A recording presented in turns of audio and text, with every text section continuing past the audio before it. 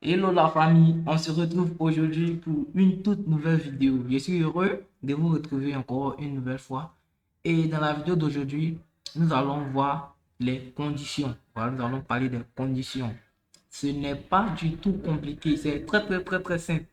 Alors sans plus tarder, nous allons passer à notre éditeur de code, ok? Et ces conditions, pour les écrits, je vais mettre, on a le if, voilà les mots, on a if, on a on verra le if, else, on verra le if, else, if, et ensuite else, et enfin on verra le switch. Voilà, on verra le switch. Et comme le nom l'indique, condition qui parle de condition qui parle de condition parle de contrainte. Voilà. Et l'exemple classique, comme que on rencontre souvent, surtout lorsqu'on veut apprendre cette notion, c'est majeur, mineur. Voilà. Si l'âge est inférieur à 18 ans, alors affiche-moi, je suis mineur. Si l'âge est supérieur à 18 ans, affiche-moi, je suis majeur. Donc, c'est un peu ça. Et il y a le cas aussi, si les informations de l'utilisateur sont exactes, affiche, vous êtes connecté. Sinon, affiche information incorrecte. C'est à ça que servira les conditions. Vous voyez, c'est pas compliqué. Alors, sans plus tarder, nous allons commencer. Donc, pour faire simple, on va déclarer notre variable int. On va appeler ça âge. Âge, on va mettre, disons, 7. OK? On met 7. Et d'abord, on va afficher notre variable. OK? On va afficher notre variable. Point âge. Et si on affiche ici, lorsqu'on lance, on a quoi? 7. OK. C'est super. Donc, pour faire notre condition, comme je dis, on va commencer avec d'abord le mot-clé if. Donc, on va mettre. OK. On va mettre if. On va mettre if. Pour dire si. OK. Et on va mettre notre condition maintenant. On ouvre les parenthèses et on va mettre notre condition. Si âge, si âge est inférieur à 18, OK. On ouvre la couleur d'ici. On va mettre quoi? Print. Il dit affiche-moi. J'ai H1. OK. J'ai H1. Donc, je suis, je suis mineur. OK. Je suis mineur. Et ici, on fait. OK. Donc, lorsqu'on lance, on verra quoi? OK. J'ai 7 ans. Donc, je suis mineur. 7 ans, pourquoi? Parce que ici, notre variable âge a pour valeur 7. Voilà. Et c'est aussi simple que ça. Donc, vous voyez, on verra maintenant le deuxième truc, c'est if, else. Else pour dire sinon. Donc, si je ne suis pas mineur, la logique voudrait que je sois quoi? Je sois majeur. C'est tout ce que ça veut dire. Si je ne suis pas mineur, alors je suis majeur. Ok. Donc, si âge est inférieur à 18, tu m'affiches, j'ai tel âge dont je suis mineur. Sinon, tu m'affiches quoi? Je suis majeur. Et ici, si je mets quoi? Sinon, c'est-à-dire else. Ok. Else. Lorsqu'on utilise else, on ne met pas de condition. C'est juste, c'est comme la conséquence logique. La conséquence logique de notre condition que nous avons mis plus haut. Donc, on ne met plus de condition. Donc, on va mettre quoi? Print. Je suis, je suis majeur. Mais dans notre cas ici, quand nous allons lancer, nous aurons toujours quoi? J'ai 7 ans, donc je suis mineur. Pourquoi? Parce que notre variable âge ici est inférieur à 18. Mais si on change et on met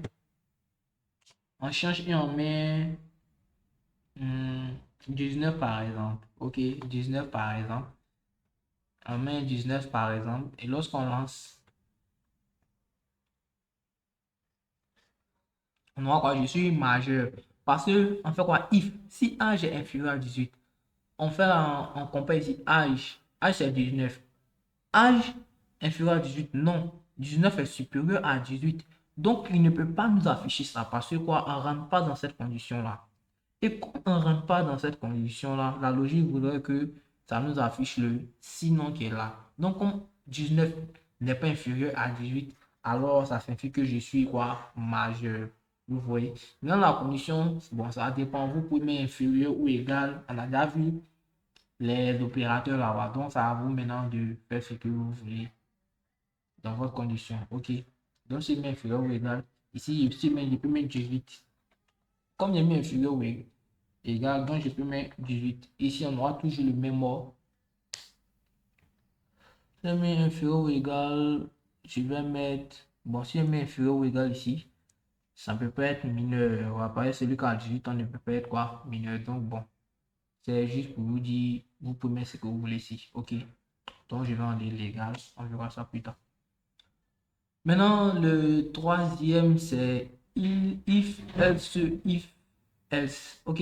Le else, if, c'est juste pour dire sinon, si. Voilà. Si on prend dans notre premier cas ici, si âge est inférieur à 18, tu m'affiches quoi? J'ai âge 1, donc je suis quoi? Mineur. Sinon, si âge est compris entre quoi? Entre peut-être 18 et peut-être 30 ans, affiche-moi, je suis majeur.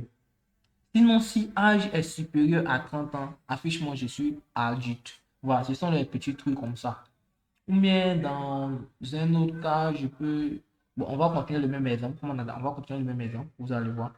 Donc, ici, on va si âge est inférieur à 18, ou je vais mettre ici, si âge est compris entre est supérieur ou égal. Ok, voilà. Je vais mettre ici 0. Si âge est compris entre est supérieur ou égal à 0 ou strictement inférieur à 18, print. Qu'est-ce que the follower is not defined cheaper.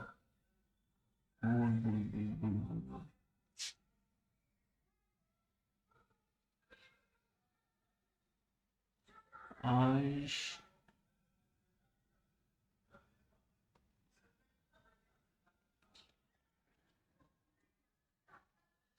Ok, je vais mettre ça. Âge supérieur ou égal à 18. Ok. Moment, ça devait prendre, je sais pas.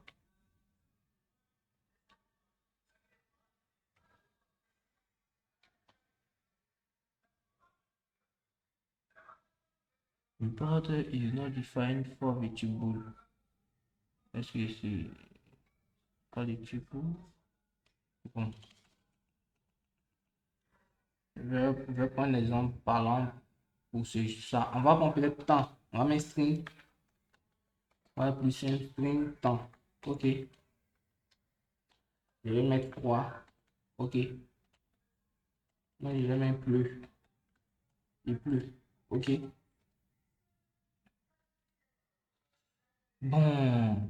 On va prendre notre même exemple. Je vais prendre l'exemple plus simple. On va prendre le même exemple. Ok, on va prendre âge. Et on va mettre 10. Ok, 10. Et ça, on va dire if âge inférieur à 18. Ok. Mais j'ai âge 1, je suis mineur. Ici, on dira quoi?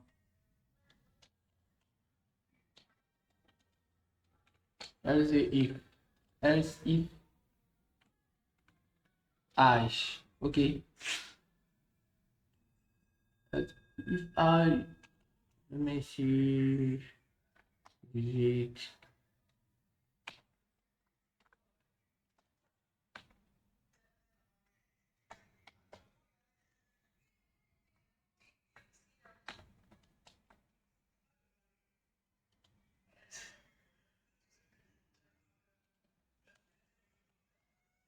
Non, si âge. Bon, je vais mettre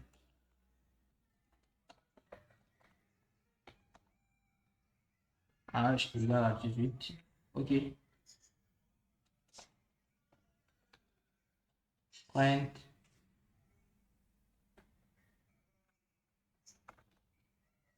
j'ai 18 ans. Ok, voilà.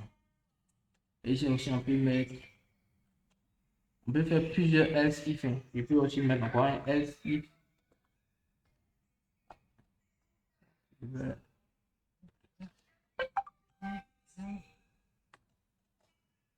juste else if. Je vais mettre en bas ici juste pour. Ok.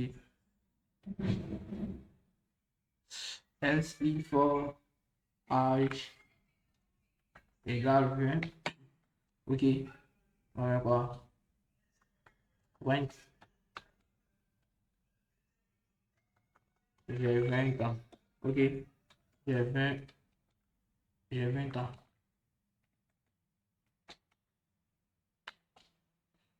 On peut faire encore un else if. Pour lui, c'est âge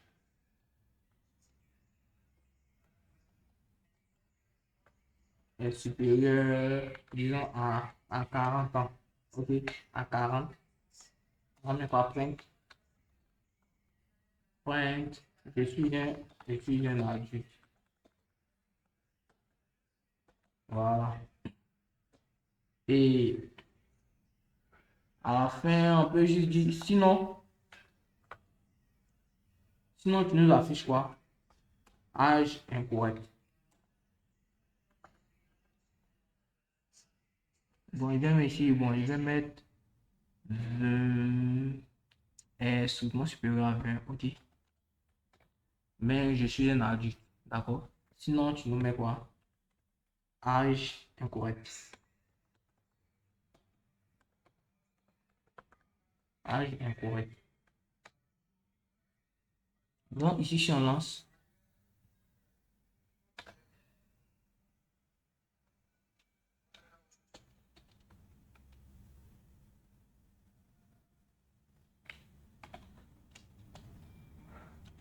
oh. Bon, si on lance ça, ok.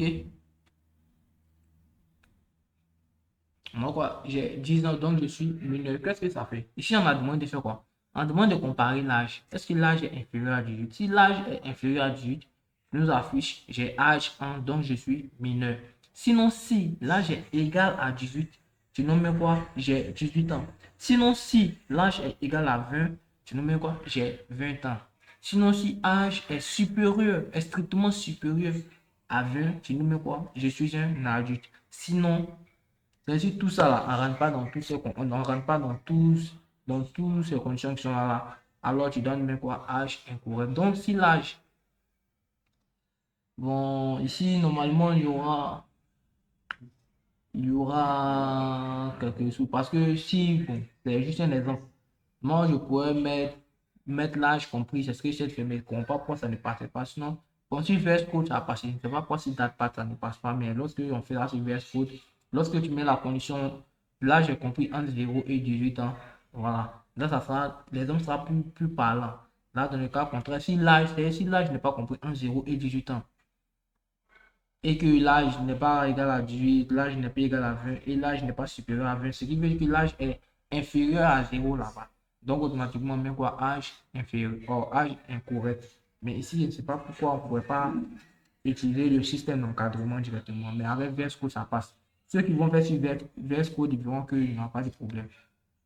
Donc c'est un peu ça.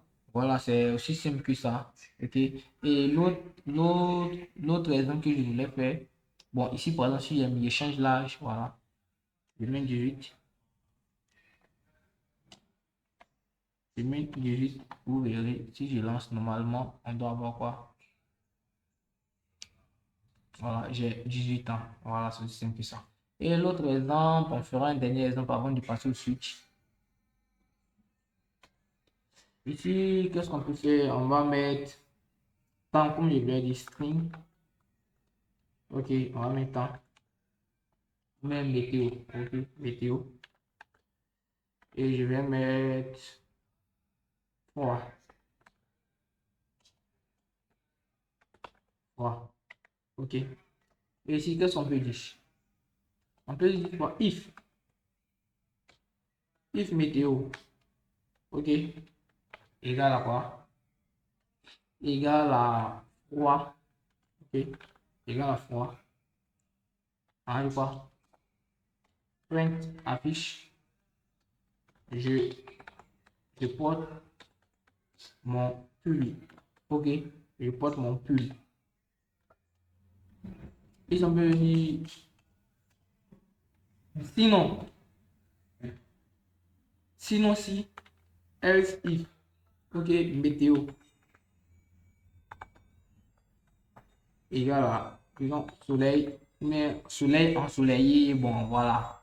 Là, vous allez mettre, pour faire, c'est moi, je vais mettre soleil, vous pouvez mettre ensoleillé là-bas. Et c'est météo, ok, météo, météo égale à soleil, je vais mettre 30.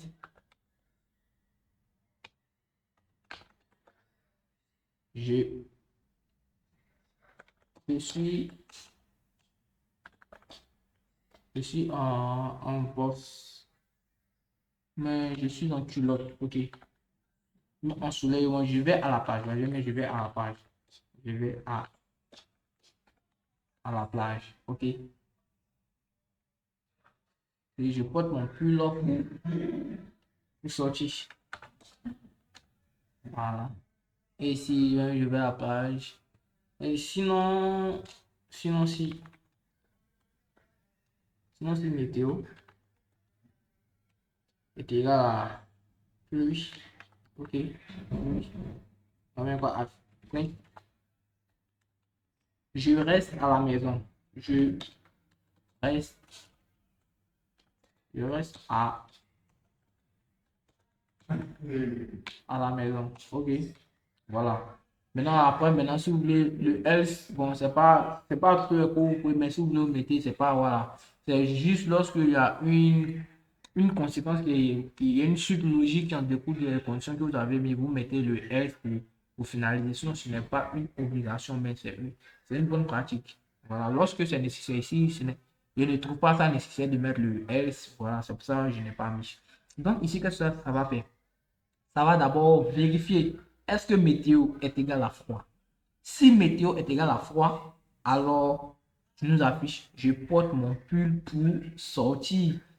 Sinon, si météo est égal à soleil, tu nous affiches je vais à la plage. Voilà. Sinon, si météo est égal à pluie, tu mets je reste à la maison. Et ici, on va lancer. Et qu'est-ce qu'on aura comme résultat?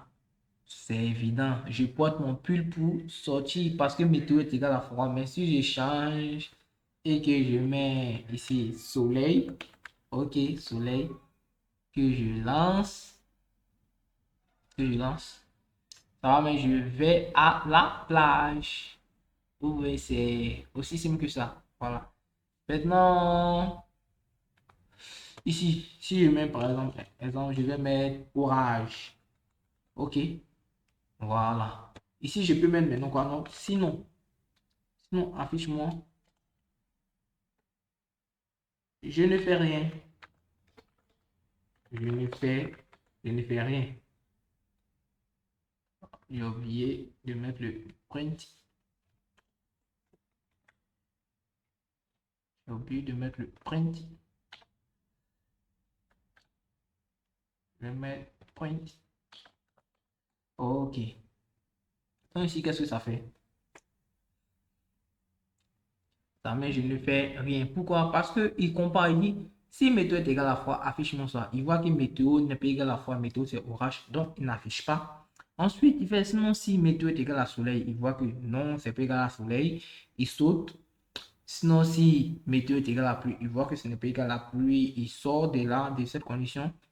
Et comme il n'y a plus de condition, ça nous dit, si ça n'a rien à voir avec tout ça, alors affiche-nous directement, je ne fais rien. Et comme orage n'a rien à voir avec toutes ces conditions que nous avons mis, alors il nous affiche, je ne fais rien. Donc, nous allons passer maintenant au switch. Le switch, c'est un peu comme le else if, mais c'est beaucoup plus raccourci. OK? Donc, ici, qu'est-ce qu'on va faire? Pour faire le else if, je vais utiliser, je vais encore utiliser une liste. Voilà, une liste qu'on a vue, ça sera beaucoup plus parlant. Ok, donc je vais créer une liste et cette liste là, je vais appeler ça bon, encore ville. Je vais appeler ville là. Et cette ville, je vais donner le nom de ville. Je vais mettre Abidjan. Ok, notre Abidjan. Ensuite, Boaké. Ok, Boaké. Et je vais mettre Yamoussoukro. Yamoussoukro. Yamoussoukro. Ok, je vais mettre ces trois là. Voilà. Ici, vous voyez que je n'ai pas précisé le type. Voilà, ce qui veut dire je peux ajouter un nom entier ou un booléen. Ok. Voilà, mais comme j'ai dit en date, c'est toujours mieux de préciser les types. Ça nous évite les erreurs. Bon, ici, je ne peux pas me tromper, mais si c'était dans un code où ils sont en train de coder une application mobile, par exemple, je pourrais oublier que dans ma liste là, ça ne prend uniquement que des strings et puis je vais aller mettre là-bas, je vais aller mettre un nom entier, ça pourrait me mélanger. Pourtant, si j'ai précisé et que je suis en train de mettre un nom entier, ça me signalera automatiquement pour dire que cette liste là, ça ne prend que des chaînes de caractères, alors que moi, je suis en train de mettre un nom entier. Vous voyez? Donc, c'est toujours bien de préciser et je vous recommande de toujours préciser le type parce que Dart même est un langage typé. Donc, ici, je vais mettre le type, je vais mettre string, ça ne prend que des chaînes de caractères. Ok, voilà. Et ce que nous avons vu, on va combiner les boucles que nous avons vu dans la précédente vidéo. Voilà, on va boucler sur notre liste et on va utiliser maintenant les éléments de notre liste pour faire le switch. Ok, voilà, là vous allez voir un peu comment combiner tout ce qu'on voit. Et pour boucler sur une liste, on a dit, on a plusieurs. On peut utiliser le for range, on peut utiliser le for in, on peut utiliser le for each. Mais ici, je vais, entre le for in, le for each, bon, je vais faire le for each et puis on va aller. Maintenant, après, si vous voulez faire le for in, qui est aussi bien adapté aux listes, vous pouvez le faire, il n'y a pas de problème. Moi, je vais utiliser le for each. Pour le for each, on a dit, on met le nom de la liste, d'abord qui est ville ici, et on met le point. Ok, vous pouvez faire contrôle espace pour avoir la proposition. Si vous avez un peu oublié l'écriture, ok. Sinon, si vous n'avez pas aussi oublié, vous pouvez faire écrire tout directement. Bon, ça va sortir en même temps le for each. Ok, vous lancez. Et quand ça sort, vous rentrez dans les parenthèses, vous ouvrez une autre parenthèse à l'intérieur, vous sortez de la parenthèse que vous avez ouvert, vous faites les accolades, voilà. Et ensuite, vous revenez dans la parenthèse que vous avez ouvert, vous nommez vos éléments. Voilà, vous avez dit chaque élément de notre liste va s'appeler ville. Ok, ici vous pouvez mettre autre. Bon, je vais mettre je vais pas mettre S sur la base de chaque élément. Vous pouvez mettre nom que vous voulez mettre. Comme j'ai dit, c'est pour qu'on soit coréen, par exemple, qu'on soit coréen. Donc, je vais utiliser le singulier de notre liste qui est là. Donc, on aura ville. OK? Et on va dire pour chaque ville, je vais fermer ici. On va maintenant, normalement, si on doit continuer à faire, on peut afficher directement. Hein. OK? On va afficher d'abord les villes. Ok, on va afficher les villes. Et puis après, maintenant, on va utiliser le switch. Donc, si on lance, qu'est-ce qu'on aura? Voilà, on aura nos trois villes. Abidjan, Bouaké, Yamoussoukro. Ça, on a vu dans la précédente vidéo. Il n'y a pas de problème. Donc, maintenant, pour effectuer le switch case, le switch, c'est aussi une forme de condition. C'est comme le else if, ça fonctionne pareillement. Donc, pour faire ça, voici la syntaxe. On écrit switch. OK? Switch. Voilà. C'est aussi simple que ça. Et à ce switch-là, on lui donne une valeur qu'on utilisera pour faire la comparaison. Voilà, c'est pour ça ici, bon, pour que qu'on puisse mieux comprendre, il a voulu qu'on crée une liste en boucle. Voilà. Donc ici, on fera la comparaison par rapport à chaque élément de notre liste ville. Vous voyez, on fera la comparaison par rapport à chaque élément de notre liste ville. Et ici, comme on a utilisé le for each pour boucler dans notre liste qui est ville et qu'on a nommé chaque élément de notre liste ville, on a nommé ça ville, donc on fera le switch par rapport aux éléments qui sont là, à ces éléments nommés ville là. Donc ici, on va mettre quoi ville. Donc lorsque tu fais la comparaison, tu fais la comparaison par rapport à l'élément ville. Ok. Et ici maintenant, on ouvre ça. Voilà. Et ce qu'on fait, on met case. Voilà, pour dire cas. Bon, le cas, et on fait ça. On ouvre nos guillemets. Ok. On dit dans le cas où ville est égal à Abidjan. Ok. Ok. On met 2 points. Dans le cas où ville est égal à Abidjan, c'est ce que ça veut dire. Dans le cas où ville est égal à Abidjan, tu nous affiches génial. Je suis désormais à Abidjan. Et on n'oublie pas ça, brique. Brique, bon, mon anglais est vilain. Ok, voilà, c'est pas doué, c'est pas bien, c'est pas dit bien parler, c'est pas par l'anglais. Voilà. Donc, break, ok, pour dire sortie. Lorsque lorsque ville est égal à Abidjan, tu nous affiches génial, je suis désormais à Abidjan et tu nous sors de ce cas. Voilà, tu sors de là. Dans le le break est automatiquement mis là-bas. Voilà, on n'est pas obligé de mettre. La structure du code nous permet de sortir automatiquement, mais dans le switch, on est obligé de mettre. Ok, donc on va mettre le break, on sort. Et on vient encore. On dit dans le cas où ville serait égal à quoi? À Boaké. Dans le cas où ville est égal à Boaké, on affiche point, on affiche Boaké est situé au centre de la côte d'Ivoire. Ok, voilà. Et on met le point virgule et on fait un autre break.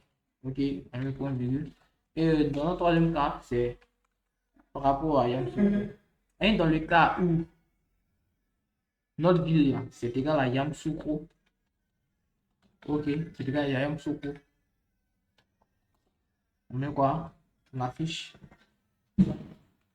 Yamoussoukro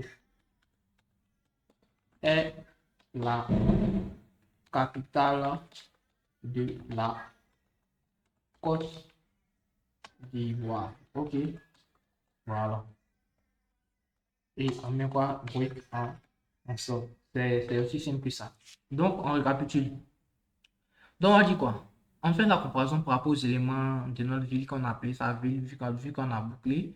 Et on va dire dans le cas 1, si ville est égale à Abidjan, alors tu nous affiches génial, je suis désormais à Abidjan. Sinon, si dans le cas où la ville est égale à Boaké, tu mets Boaké est situé au centre de la Côte d'Ivoire. Dans le cas où Yamoussoukro, bon, ville est égale à Yamoussoukro, tu mets Yamoussoukro est la capitale de la Côte d'Ivoire. Si on avait utilisé if, else, on avait dit quoi? If ville est égale à Abidjan, tu nous affiches ça. Sinon, si ville est égale à Boaké, else if est égal à Boaké, tu nous affiches ça. Else if ville est égal à Yamoussoukro, tu nous affiches ça. Sauf que lorsque c'est de façon directe, lorsqu'on compare directement les valeurs, c'est mieux d'utiliser switch. Voilà, lorsqu'on connaît les valeurs à comparer qui sont là, il n'y a pas trop de détours, c'est mieux d'utiliser switch, vu que la syntaxe est beaucoup plus simple et puis moins long. Voilà, donc c'est comme ça. Donc si on lance, vous verrez. On lance. Voilà, donc premier, génial, je suis désormais à Abidjan. Boaké est situé au centre Yamoussoukro. Voilà. Donc quand ça parcourt une première fois la liste, la ville est Abidjan. Donc comme la ville est Abidjan, il nous affiche ça. Deuxième fois, la ville est boîtée, il nous affiche ça. Troisième fois, la ville est Yamoussoukro, il nous affiche ça. Donc, c'est un peu ça. Ok, on va passer maintenant au dernier élément. C'est tout, mais je voulais. On avait vu le type nulable lorsqu'on voit les variables. On va faire voilà, une condition dessus rapidement. Sinon, c'est terminé. Ok, supposons qu'on a notre non-string. Ok, ça c'est pour dire nul, ça peut être nul, comme on avait vu dans les débuts, pour ceux qui se rappellent. String, on va mettre name. Ok, et on va pas donner de nom.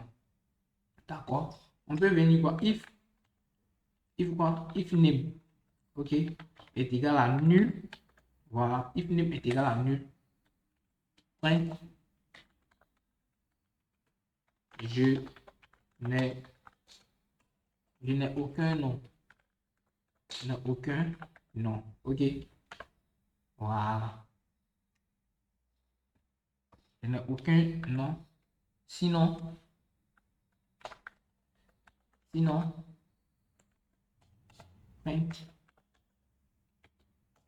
print, non. Ok, voilà.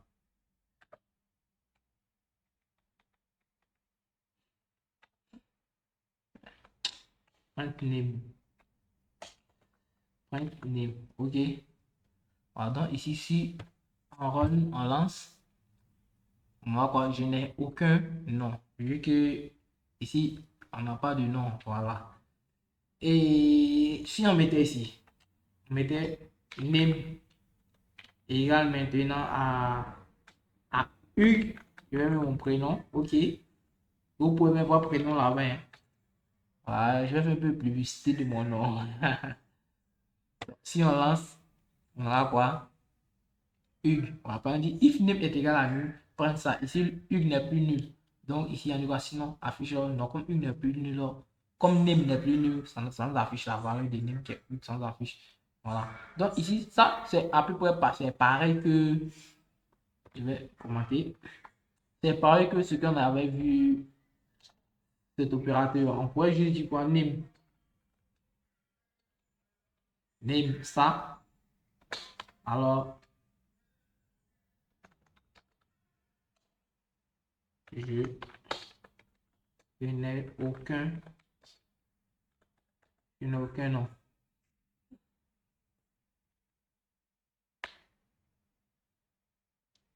Voilà.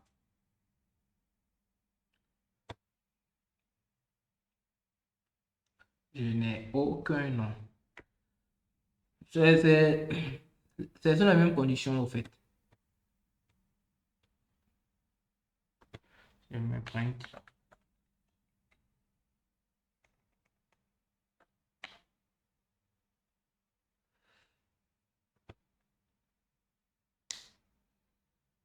Voilà, on affiche ici.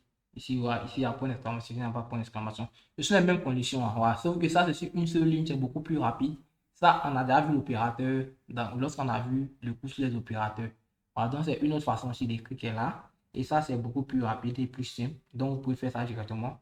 Comme si vous n'êtes pas trop à l'aise avec ça, vous pouvez passer aussi par ce type de conditions. Donc, allez, c'est tout pour la vidéo d'aujourd'hui. Je vais vous demander de vous abonner, de liker si ce n'est pas déjà le cas et d'activer la cloche de notification. Voilà, et on se retrouve pour une prochaine vidéo dans un futur très très proche. Allez, bye!